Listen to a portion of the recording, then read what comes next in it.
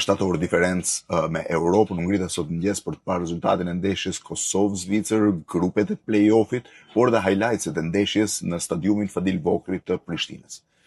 U befasova tej mase kur pash reagimin ndaj Granit Xhakës, një prej futbollistëve më të mirë të historisë futbollit të shqiptarëve, i nominuar për topin e artë një vit më parë. Qëndrimi ndaj Granit Xhakës ishte i patolerueshëm, ishte absolutisht një shembull i mirëfillt i ignorance.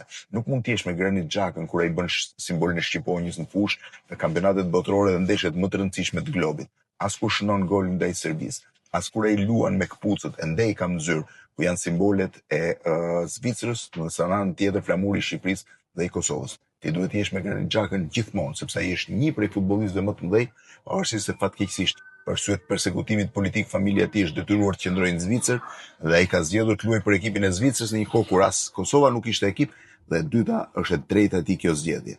Qëndrimi ndaj Granit Xhakës është as më shumë dhe as më pak një shenjë e mirëfillt ignorance, mosmirnjohje dhe atyre njerëzve që e kanë duar trokitur kaq herë në stadiume ku ai ka bërë krenar çdo shqiptar.